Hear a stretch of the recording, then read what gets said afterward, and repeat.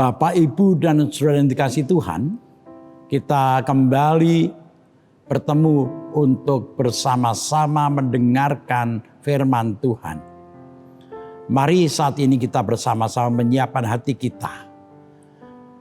Kita akan bersama-sama mendengar firman Tuhan terambil dari Mazmur 40 ayat 1 sampai dengan 11. Adapun tema yang hendak kita renungkan bersama-sama yaitu Tuhan baik. Tuhan baik, bagaimana dengan kita? Tuhan baik, bagaimana dengan kita? Mari renungan hari Rabu 18 Januari tahun 2023 ini kita awali dengan berdoa lebih dahulu. Mohon pimpinan Tuhan. Mari kita berdoa mohon pimpinan Tuhan. Tuhan Allah Bapa yang penuh cinta kasih, kami datang mengucap syukur kepadamu karena kami kembali Engkau beri kesempatan untuk mendengarkan firman-Mu yang kami yakin berguna untuk kehidupan kami. Hamba-Mu yang akan menjelaskan Tuhan urapi dengan kuat kuasa-Mu. Engkau mampukan menjelaskan dengan benar sesuai kehendak Tuhan. Berkatilah kami saat ini. Biarlah Tuhan hadir di tengah-tengah kehidupan kami, sehingga firman-Mu sungguh-sungguh menjadi makanan bagi rohani kami. Kami menaikkan doa kami dalam nama Tuhan Yesus. Amin. Mari kita buka Mazmur 40 ayatnya 1 sampai dengan 11. Mazmur 40 ayat 1 sampai 11. Demikian isinya. Judulnya adalah syukur dan doa untuk pemimpin biduan Mazmur Daud. Aku sangat menanti-nantikan Tuhan. Lalu ia menjenguk kepadaku dan mendengar teriakku minta tolong. Ia mengangkat aku dari lubang kebinasaan, dari lumpur rawa. Ia menempatkan kakiku di atas bukit batu, menetapkan langkahku. Ia memberikan nyanyian baru dalam mulutku untuk memuji Allah kita. Banyak orang akan melihatnya dan menjadi takut, lalu percaya kepada Tuhan. Berbahagialah orang yang menaruh kepercayaannya kepada Tuhan, yang tidak berpaling kepada orang-orang yang angkuh, atau kepada orang-orang yang telah menyimpang kepada kebohongan. Banyaklah yang telah Kau lakukan ya Tuhan Allahku. Perbuatan-Mu yang ajaib dan maksud-Mu untuk kami. Tidak ada yang dapat disejajarkan dengan Engkau. Aku mau memberitakan dan mengatakannya, tetapi terlalu besar jumlahnya untuk dihitung. Engkau tidak berkenan kepada korban sembelian dan korban sajian, tetapi Engkau telah membuka telingaku. Korban bakaran dan korban penghapus dosa tidak Engkau tuntut. Lalu aku berkata, sungguh aku datang, dalam gulungan kitab ada tertulis tentang aku. Aku suka melakukan kehendak-Mu ya Allahku. Taurat-Mu ada dalam dadaku. Aku mengabarkan keadilan dalam jemaah yang besar. Bahkan tidak kutahan bibirku. Engkau juga yang tahu ya Tuhan.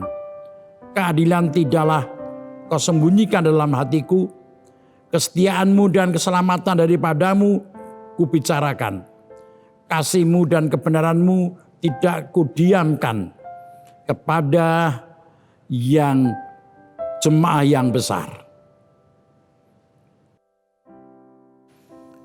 Bapak, Ibu, dan saudara yang dikasihi Tuhan, kalau ada yang mengatakan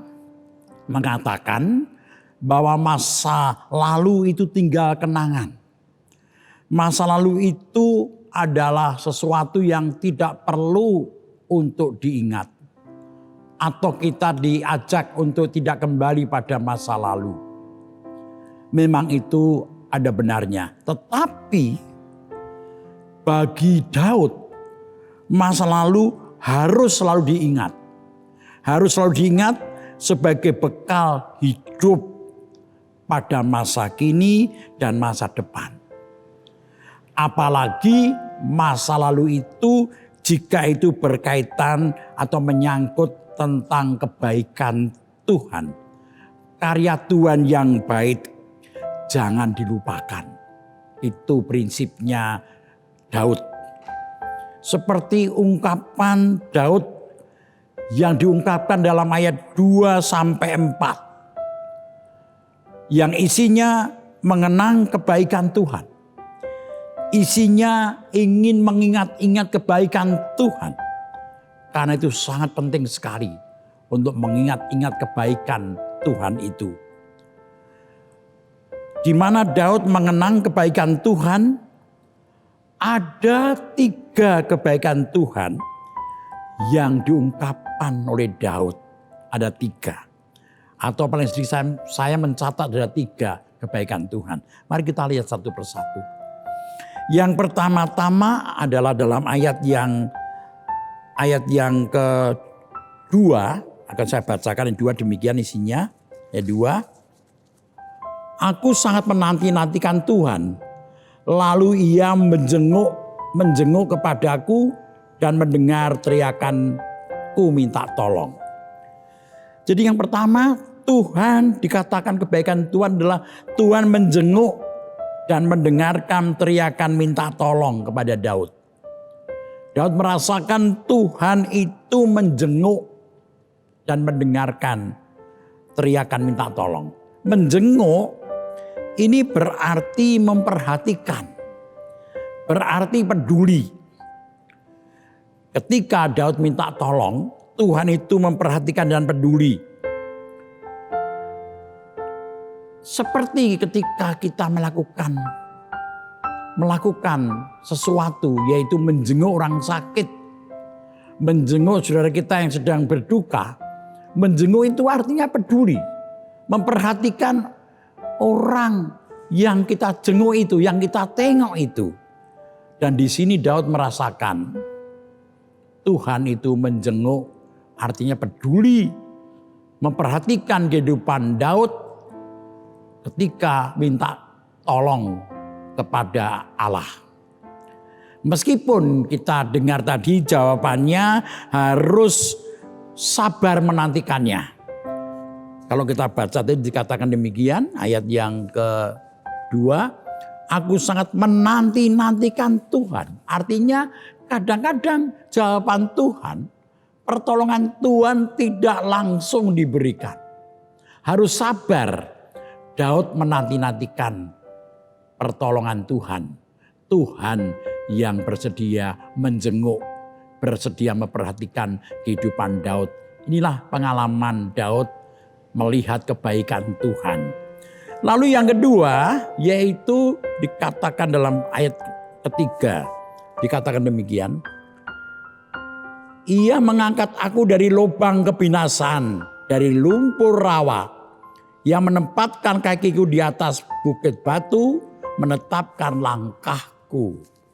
Apa ini artinya? Artinya Daud merasakan Tuhan telah melepaskan hidupnya dari ancaman bahaya.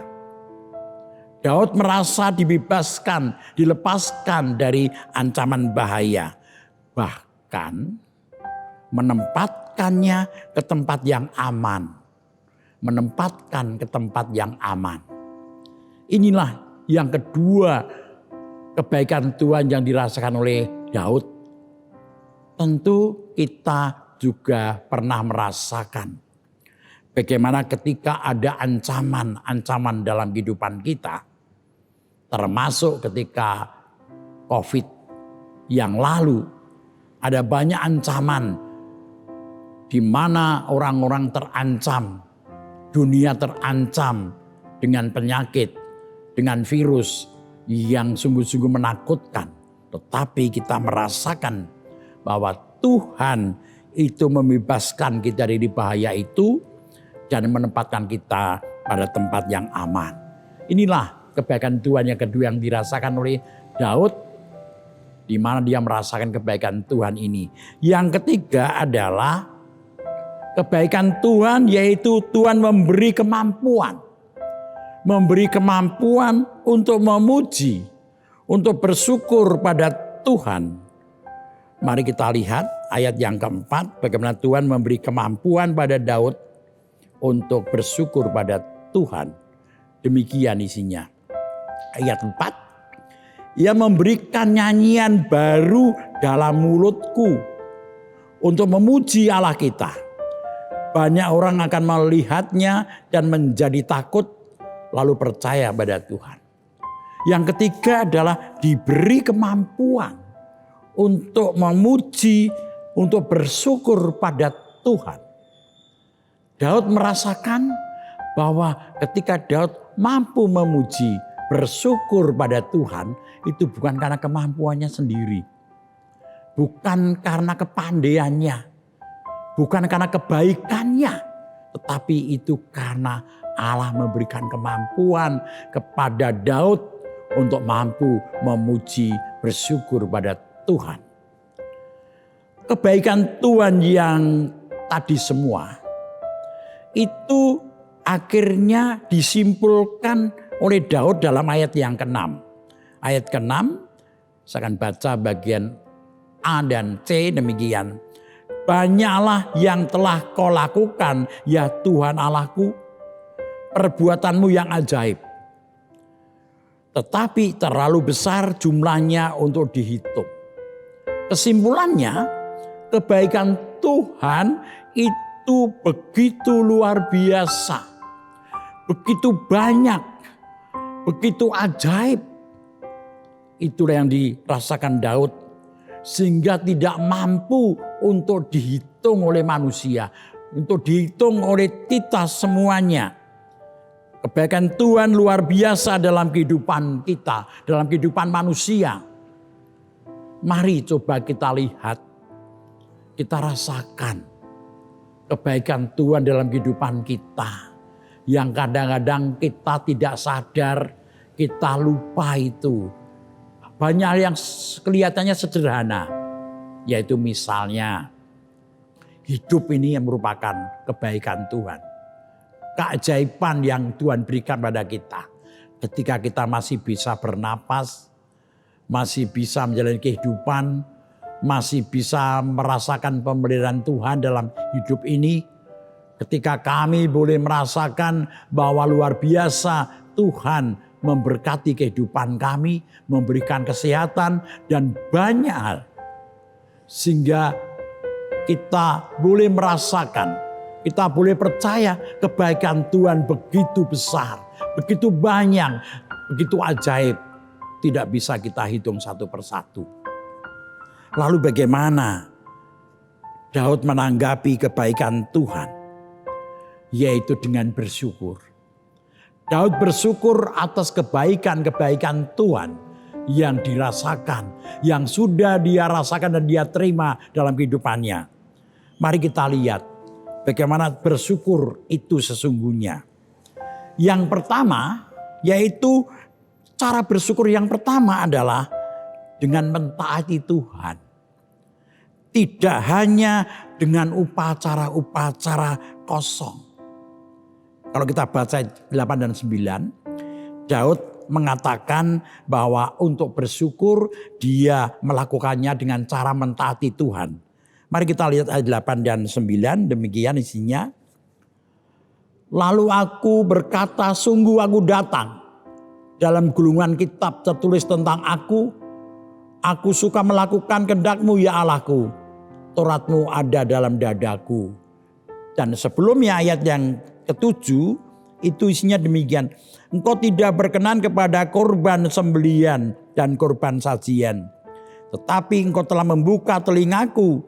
Korban bakaran dan korban penghapus dosa tidak engkau tuntut. Artinya apa? Artinya demikian. Artinya bahwa Daud melihat yang terpenting bukan upacara-upacara kosong. Korban itu memang Tuhan menghendaki ada korban. Korban ucap syukur. Tetapi kalau itu tidak dilakukan dengan benar, dilakukan dengan benar tetapi tidak dipraktekkan dalam kehidupan sehari-hari, maka itu percuma. Daud mengingatkan, Daud merasakan, Daud percaya. Yang terpenting bukan korban itu. Yang terpenting adalah ketaatan pada Tuhan. Karena korban itu sebagai ungkapan ketaatan pada Tuhan. Jadi bersyukur yang pertama dengan cara taat pada Tuhan. Bapak Ibu Saudara yang dikasih Tuhan, kalau kita ingin bersyukur pada Tuhan, kita belajar dari Daud. Tidak sekedar berbicara, tidak sekedar melakukan upacara-upacara, tetapi bersyukur itu melalui ketaatan kita pada Tuhan. Jadi jika kita taat pada Tuhan, itu sebagai ucapan terima kasih kita kepada Tuhan. Seperti kalau kita ini taat pada orang tua kita, sesungguhnya kita sedang mengucapkan terima kasih pada orang tua kita. Jadi ucapan syukur bisa dilakukan dengan ketaatan pada Tuhan. Mari kita hidup taat pada Tuhan. Sebagai ucapan syukur kita pada Tuhan.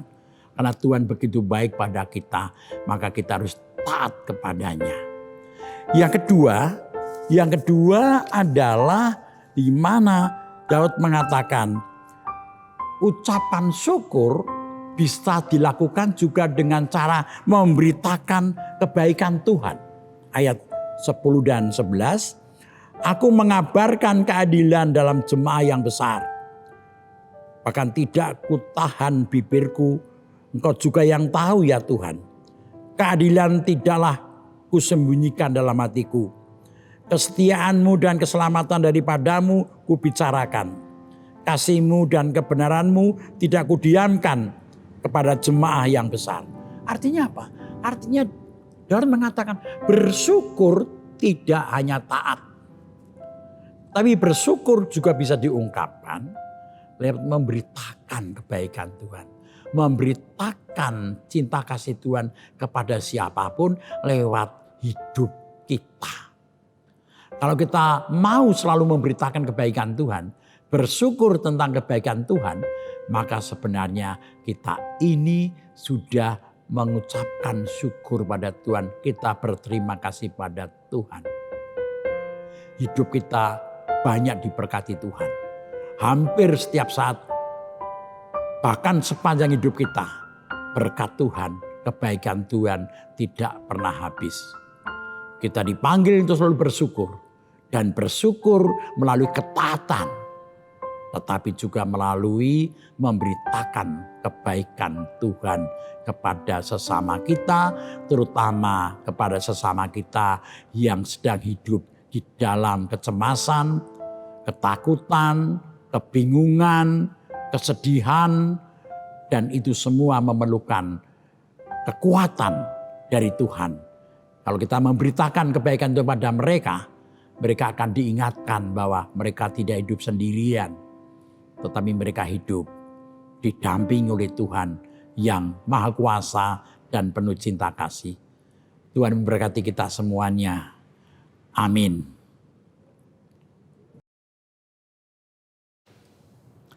Bapak, Ibu, dan saudara yang dikasih Tuhan, mari kita akhiri renungan saat ini dengan bersama-sama kita menaikkan doa kita. Mari kita berdoa. Tuhan Allah yang penuh cinta kasih, kami bersyukur kepadamu Tuhan, karena Engkau memperkenankan kami mendengarkan firman-Mu dan merenungkannya Tuhan. Di mana Engkau mengingatkan kami begitu banyaknya, bahkan sepanjang hidup kami, kebaikan Tuhan kami rasakan. Kebaikan Tuhan bukan hanya masa lalu, tetapi menjadi pegangan bagi kami untuk hidup di masa kini dan juga masa depan Tuhan. Dengan mengingat kebaikan-kebaikan-Mu, maka kami mempunyai kekuatan untuk menjalani kehidupan ini. Kami juga mempunyai berkat yang luar biasa untuk mendorong kami tetap berjalan pada jalan Tuhan. Kami bersyukur atas kehidupan pemberian-Mu yang luar biasa Tuhan. Kami mengucap syukur atas penyertaan-Mu dalam kehidupan kami. Dan ajar kami untuk selalu bersyukur dengan cara mentaati Engkau Tuhan. Memang tidak mudah mentaati Engkau Tuhan. Karena kami sering tergoda untuk mentaati diri kami sendiri, berjalan menurut keinginan kami sendiri, dan menjadikan kami kemudian tidak mampu bersyukur pada Tuhan karena kami tidak taat pada Tuhan. Demikian juga bersyukur bisa dilakukan dengan memberitakan kebaikan Tuhan kepada sesama kami, memberitakan kasih Tuhan kepada sesama kami, sehingga banyak orang mengenal Tuhan, mengenal kebaikan Tuhan, dan mereka percaya dan mempercayakan hidupnya pada Tuhan.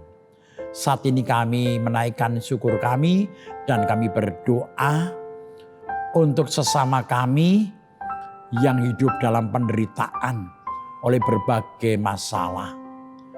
Mereka yang menjadi korban peperangan, korban permusuhan. Tuhan hadirlah di tengah-tengah penderitaan mereka ini Tuhan. Kami berdoa untuk perdamaian dunia. Tuhan berkati para pemimpin bangsa-bangsa yang bertikai, yang berperang. Agar mereka sadar bahwa apa yang mereka lakukan mendatangkan penderitaan bagi banyak orang. Kami berdoa juga yang menderita karena bencana alam, terutama yang ada di Indonesia ini. Kasihanilah mereka Tuhan, berkati mereka dimanapun mereka saat ini dan dalam penderitaan mereka. Bapa dalam surga, kami menaikkan doa kami juga untuk pemerintah bangsa kami, berkatilah agar Tuhan sendiri yang hadir untuk terus berkarya di tengah bangsa kami. Biarlah para pemimpin bangsa kami bersedia Engkau pimpin dan Engkau sertai, sehingga mereka menjadi alat Tuhan untuk mendatangkan kedamaian, ketenteraman, kesejahteraan bagi bangsa Indonesia ini. Bapa dalam surga, kami berdoa secara khusus gerejamu GKJ Sarimulyo, Engkau berkati seluruh warganya. Engkau berkati yang sedang dalam pergumulan berat. Kami berdoa bagi yang sedang mengalami kelemahan tubuh, terutama yang sedang menderita sakit. Kami berdoa untuk Bapak Ibu Priyono dan Bapak Priyono, demikian juga Ibu Ami Birowo, anak kami yang Moresa, Ibu Sri Utami Suprapto, Bapak Ngatimin, Bapak Budiandono, Bapak Wilson Siagian, Bapak Cahyo Muntadi, Bapak Saharun, Bapak Warsito Utomo, Ibu Endang Joko Triyono, Bapak Prayitno Hadi, Bapak Repin Sukarsono. Berkatilah mereka yang sedang sakit, yang dalam pemulihan, berkatilah satu persatu. Kami juga mendoakan para orang tua kami yang mengalami kelemahan tubuh. Berkatilah dan dampingi mereka Tuhan. Berkatilah keluarga yang mendampingi mereka. Kami berdoa untuk Ibu Rusmiati Buyung, Ibu Sarno, Ibu Tugira Sariman, Ibu Suparmo, Ibu Rusmiati Suhardi yang baru saja pulang dari rumah sakit, Engkau dampingi pemulihannya. Ibu Murjangkung, Ibu Endang Karno, Ibu Joyo Pawiro, Ibu Kun Mariatin Subardi, Bapak Sadal Paulus, Bapak Christian Dauriwu, Bapak Alia Sariman, Bapak dan Ibu Sunarto Saputro, Ibu Mardi Utomo, Ibu Yatmiartini Rusdi, Bapak Suprapto, Ibu Suwarsi Rahayu, dan orang tua kami yang lain yang tidak kami sebutkan mereka Tuhan. Kami menyerahkan semua dalam cinta kasih Tuhan. Bapa dalam surga, kami serahkan gerejamu di dalam pelayanannya, di dalam kegiatannya, agar bisa menjadi sarana penguatan iman, sarana pemberitaan Injil bagi sesama kami Tuhan. Kami menyerahkan semua doa kami ini hanya dalam nama Tuhan Yesus. Amin. Demikian Bapak Ibu Saudara sekalian, renungan hari ini. Kita akan bertemu kembali pada kesempatan yang akan datang. Haleluya. Amin.